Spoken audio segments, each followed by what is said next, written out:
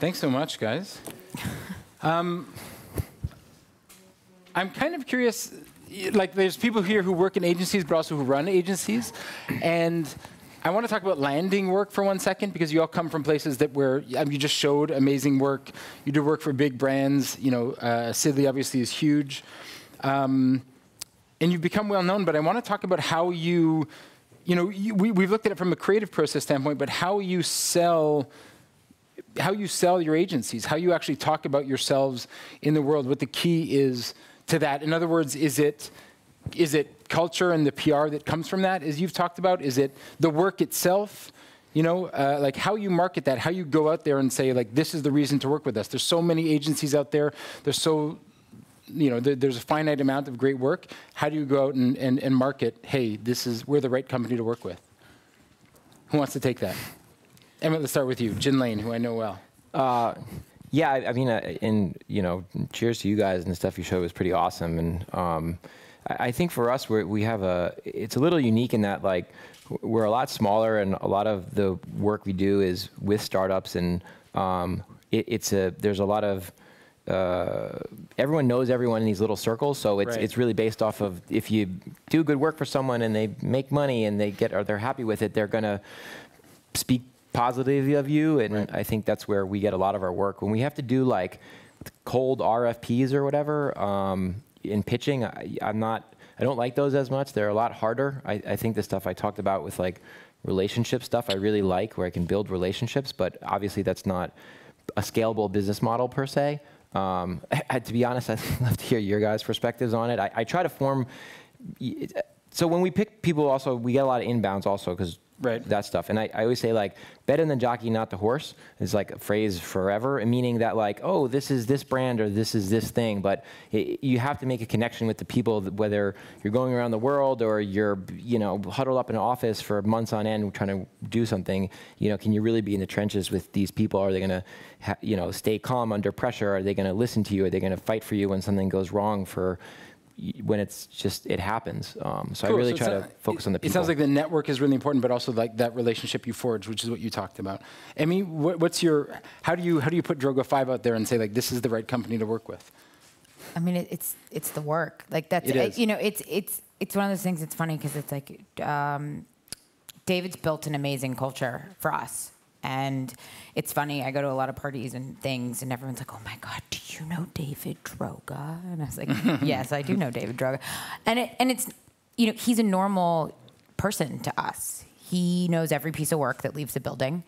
He knows every strategy that comes in the door. He is very involved. And he's built a great culture for us. And sure, we can sell ourselves on that, and sure, we, you know, have great partners, and we know a lot of people, and we can make phone calls and call in favors and do all this stuff. But at the end of the day, it comes down to the work, and that's what David says to us every day. Like he was like, you know, I had a meeting with him the other day, and he was like, you tell me what you need and how do you need to get there, because I need the work to be fantastic. And it's okay if it's a film, it's okay if it's a website. It has to be fantastic. So it's like, politics aside, and you know, the fun comes, but like, if the work isn't there, it doesn't really matter. Does that apply to Sidley? Does Sidley still need to sell itself based on the work?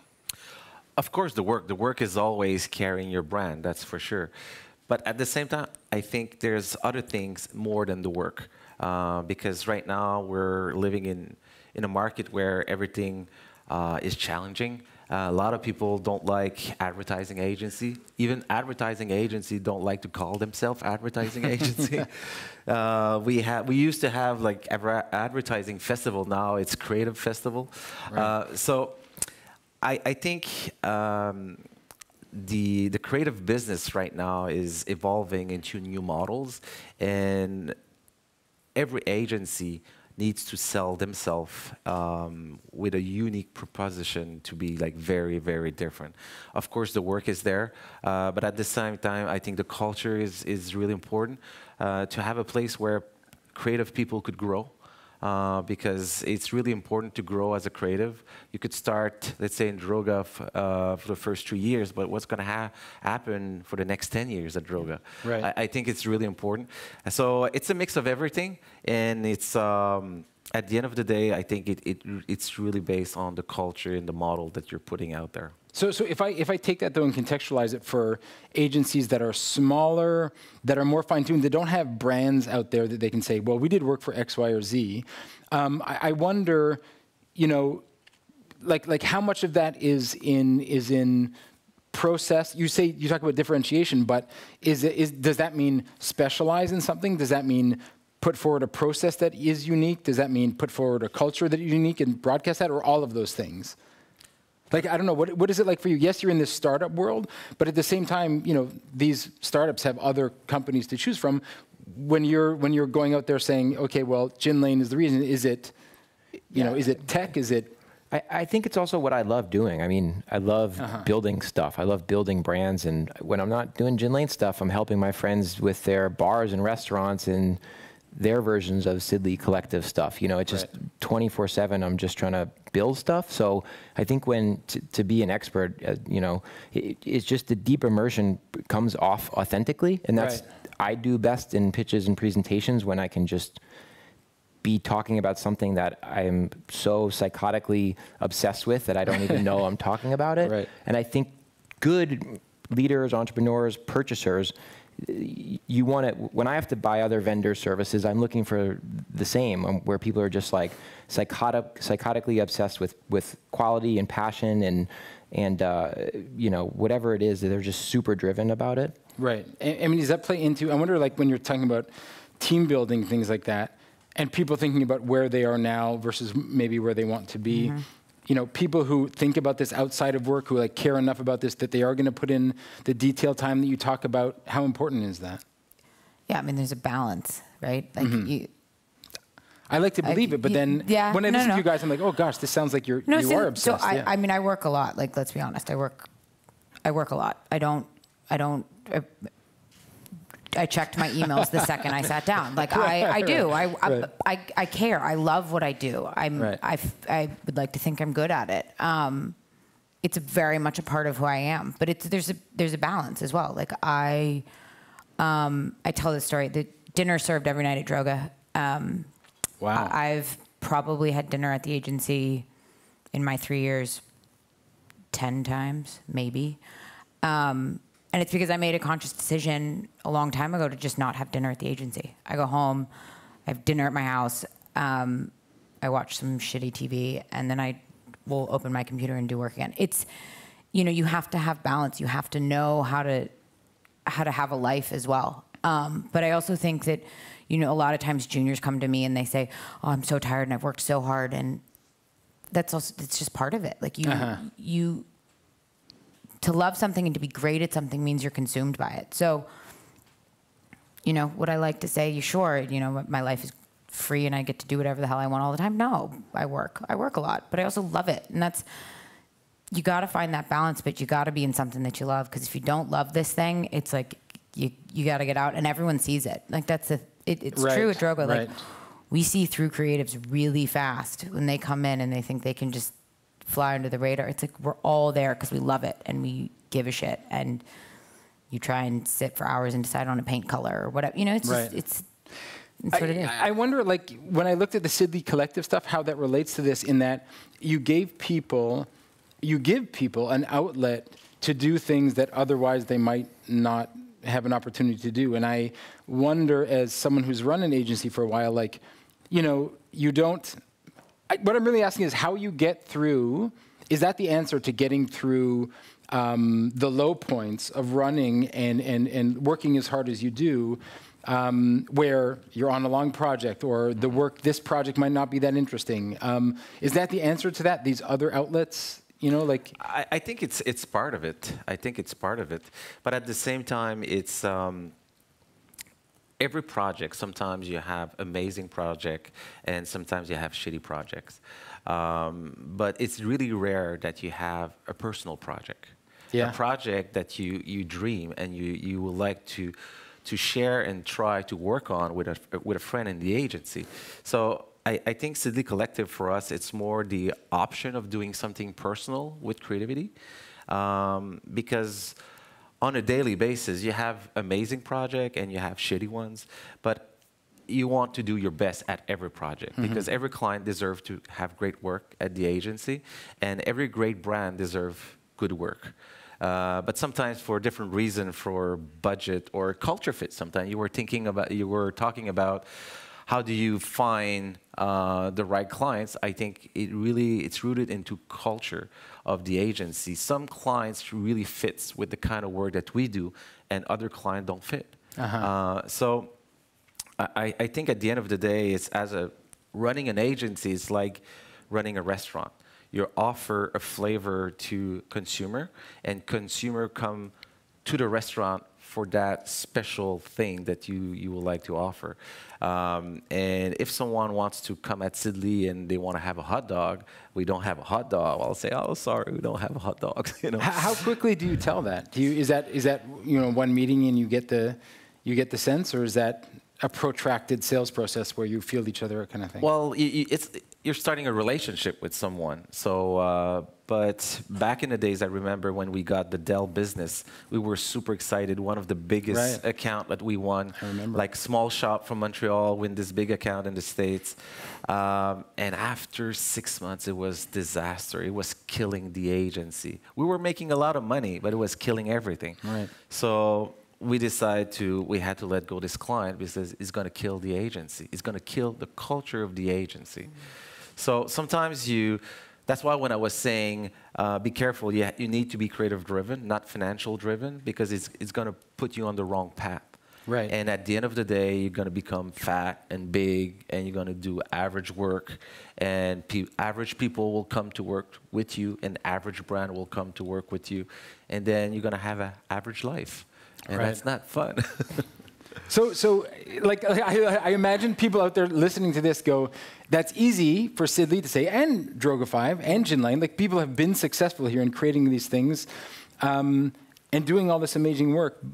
But there are people who have to pay bills. There are people who are hiring out teams and things like that. What's the advice to that person, maybe who's not been there yet, or has not gotten to this point where they can pick and choose and say no to a bunch of work? Is it work through the details? Is it build relationships and personify? In other words, like, adapt your process? What would you say, Emmie, to someone who's still fighting to kind of get to the point where they can say no? You're one idea away from something amazing. Like, I like that. I don't know. I think that sure, there are projects that I've really struggled with, but I think the stuff I didn't love working on, or wasn't really proud of the work, is that I didn't crack the idea. I didn't do it right. And I think that's the thing, is that we're as great as the ideas that we come up with. So if everyone's like, oh, it's so hard and I can't do it, and I'm stuck on this banner brief and blah, blah, blah. Like, I won a Grand Prix because I worked on banners. Right. And it's not because I'm great at banners. It was because I had a team around me and we thought of something cool. Yeah, I'm really good at banners. But it was just, again, it just comes down to the fact that every brief, everything is an opportunity. And if you don't think of the idea, someone else will. And it's what you make of it. And I don't know, like, if you keep saying I'm not making it, and the clients I have are too hard, or they didn't listen to what I said, it's just, maybe then it's like you haven't thought of the right thing yet, or the right way to present it, or the right way to do it, or because greatness is out there. You just kind of have to go find it and go get it. I like that. Is that Emmett? I don't know. Is that a Jinlane? Does that resonate with you? There, in other words, like, project might not seem that interesting, but you can kind of make the most out of it and kick some ass, or does it need to meet some qualification early? Yeah, I mean, I think our team is kind of funny. Like, sometimes we'll be like, oh, we have this project from Nike, and people are like, oh man, like, it's just like a reverse psychology. And because the people we've built out of the culture, and again, I'll pull it back because I'm nothing bad with Nike. It's just they want to know what the challenge is, and I think they're very. It's like a learning culture, so everyone's always trying to learn. So it's again, bet on the jockey, not the horse. It's less or sometimes I have to work hard because I'm like, yo, here's this company that no one's ever heard of or whatever. Right. But we spend time, we really like how these guys think. We think this opportunity is going to be great for X, Y, Z reasons. For the technology team, we're going to be able to try these integrations. For the brand team, we're going to be focusing more on brand architecture for these different outputs. You know, for the creative team, you know, they actually have really strong in-house for this or that. It's going to be a challenge for us to, you know, be more collaborative.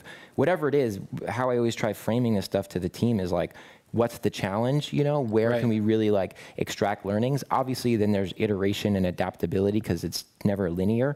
But again, birds of a feather style, I think that's what we try looking for in partners and people that come into Gin Lane is people that are like constantly trying to, you know, master or explore or challenge themselves to, you know, we say like the constant improver, I guess. Cool. I like that. Any questions from you guys? No. Oh, we got one. Hit it, Nick. I have a question about having fun. So, I'm curious. Yes, we drink a lot. It's fine. But like, I guess my question is around. I guess I've got a microphone here. Hello. Yes. Okay. So, like, a lot of work is not fun. So, you know, it's tough work. It's meeting things for clients. And I just think I'm curious how you balance fun versus something meaningful. And I know Sid Lee was talking about that, like in terms of the WWF project or the New York Times project. And it's not like every project has to be, you know, somehow changing the world or something. But I'm curious, like it's. I guess a lot of agencies promote themselves as, you know, on their website, like people are partying and then they throw this amazing thing. And how much of your culture is kind of based around that sort of celebration and really like partying at work, or how much of it is around doing meaningful work? And how do you balance those two things? Interesting. Well, What's real? I'll take this one because you said a word about celebration. I think celebration is really important because we work really hard, and sometimes you need to celebrate because of the win, or sometimes because of the loss. I think we're a team. We're working all together. And when we celebrate because we want a piece of business, it's amazing. But we have to celebrate at the same time because we're losing a piece of business, or we work really hard but we didn't get it. So the notion for me of fun is it's about to be together and to embrace what we do and what we love about, and no matter what's going to happen, we're all going to be together as a team, as an agency, and we're going to celebrate. For me, it's more about that than partying or whatsoever, and I think it's on a daily basis in an agency. You really put a lot of hours in there and a lot of personal time in there too. Because if you want to succeed and be the best, it's like being in the Olympics at the final. If you want to be on that line, you have to train. It's going to be hard. It's going to be painful. But at the end of the day, you're one of the top. So that's the way we work. Wow. Emmie, how do you spoke a lot about fun as well. How do you balance out? I mean, you're right. It's like that. It's not everything's fun. I say it's fun, but I've had plenty of days and nights where it's you know, I'm basically in tears, but it a lot.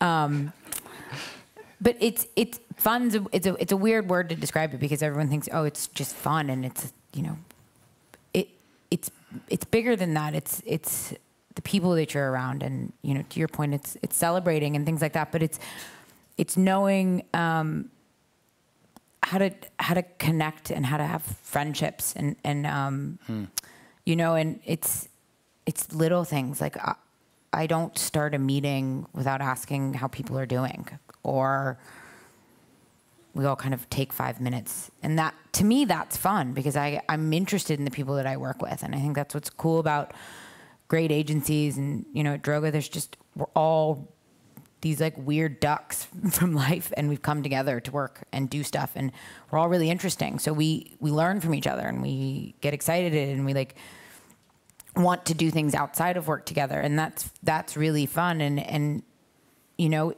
when it gets really hard, you want to be standing next to someone that you trust. And so even when you're so tired, if you can laugh and have a moment that is great, then that, to me, that's fun because you're going to have an output. Does that resonate with you, Emmett? Is that the gin lane kind of fun? Yeah, I was going to say like two different things. Like I like sports, and they're good for metaphors. Cool. But like I like solo sports, like surfing, skateboarding, snowboarding, and or running. You do them by yourself, and you're having these conversations internally with you. You're pushing yourself. You're trying to. There's no one around. Those are the best conditions for those. But I also really love team sports, and I like always played team sports, and I love watching sports. And one thing I was thinking about when you guys were talking on this is like, and I don't love them, but I respect it, is like the Golden State Warriors is like, they always just look like they're having fun. I'm on Instagram and there's Steph Curry kicking a basketball in and there's Klay Thompson and Kevin Durant be like, what? Like, that's crazy.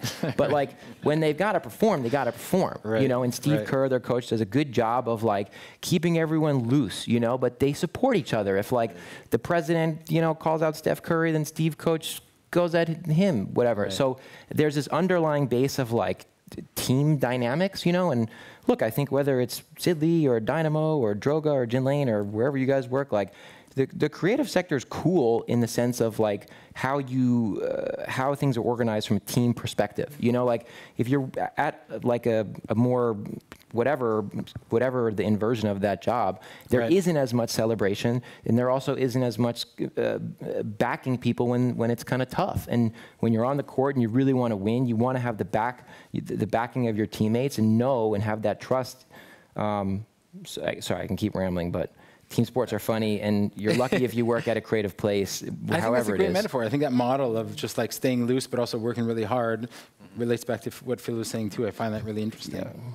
Yeah. The last question I have is around kind of like the future of the agency. How big is Droga5, by the way? It's massive. No, not massive. I think we're...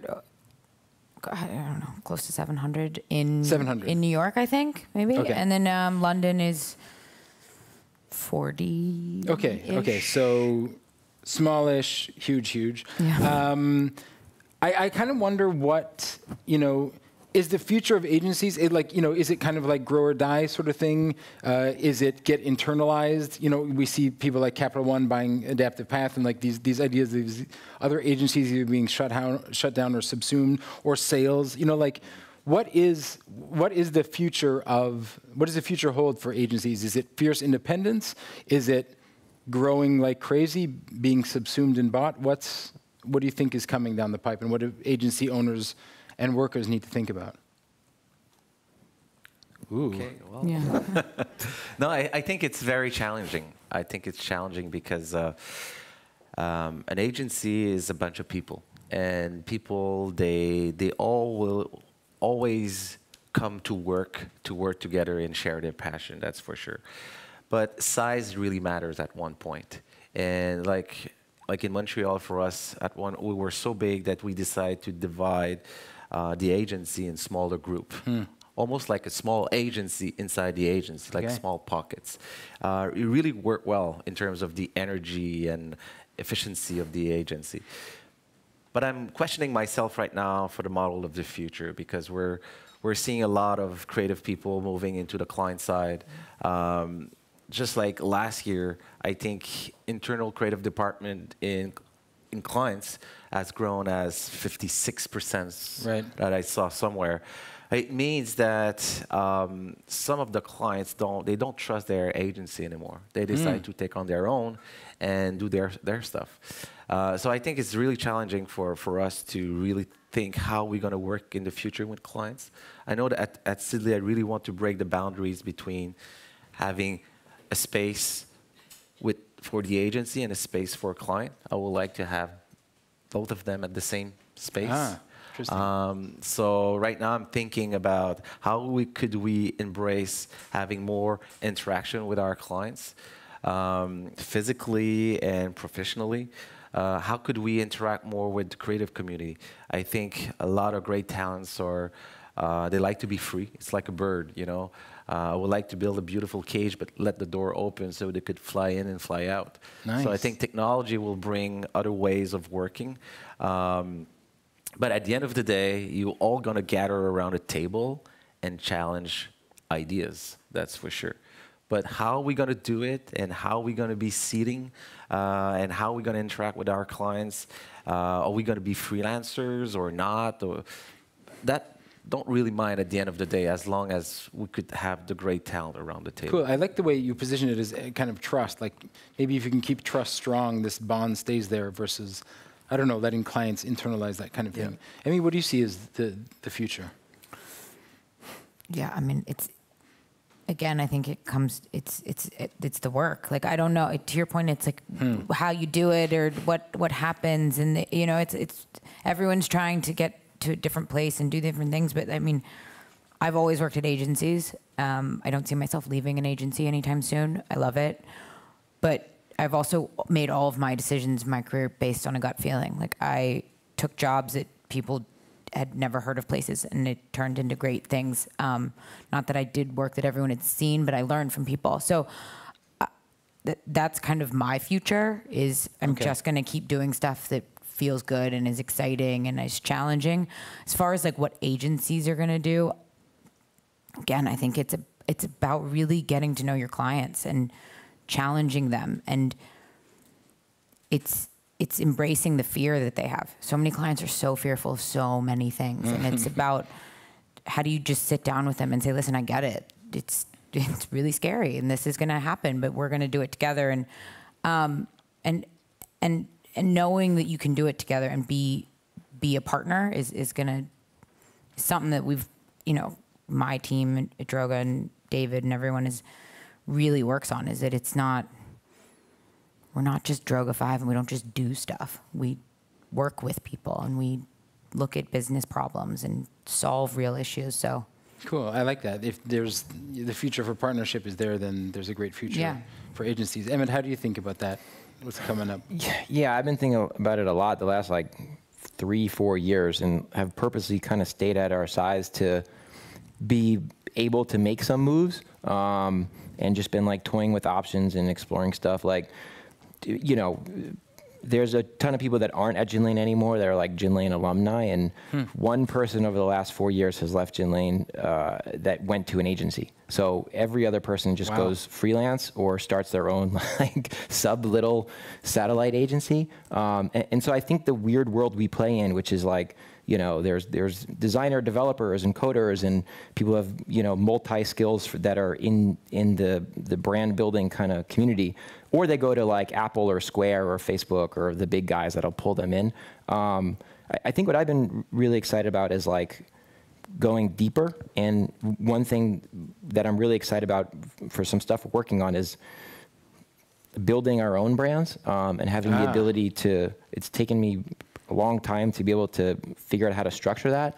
But I like the agency side also. It's like flow. It's like if you work at a startup, you work at one at a company, you're just doing the same goddamn thing a lot of times. Right. You know, it's not always like that, and there's some great businesses that are architected where you can bounce around to different divisions, kind of like how you said, it's like subdividing, allowing for like malleability. Right.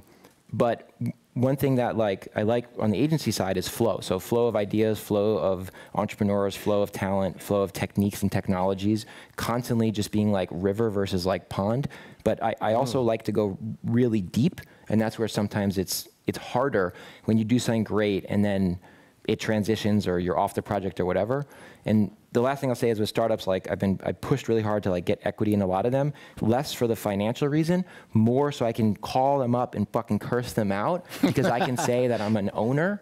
You know, it's like you have your friend who owns like a small part of a restaurant. They come in and go, "What's the deal with these eggs?" You know, like. But so I really like having a say, and I think that's really important. And I think there's going to be some interesting blends because a lot of the agencies are fucking better at the stuff. I always say, like, people are like, "Oh, the client knows," right? Fuck that. The client doesn't, because they came to you. You're a goddamn specialist. Right. You're the best in the world at this specific thing, and know that. So when they come to you and they say, "I don't think that," listen, but say, "Bro, I know what I'm fucking talking about," you know? And so I love it. If I'm on the other side and I'm purchasing goods from someone, I want to know that they're freaking specialists, that this is what they live and breathe. Cool. So if you're not a specialist and you don't love it, then that's another conversation for the upside down version of this, is what are you going to do? Cool. And for that conversation, you can meet Emmett at the bar right after this. Cool. Thanks so much. Please help me say thank you to Philippe Meunier, Emmie Nostitz, and Emmett Shine. Thank you so much.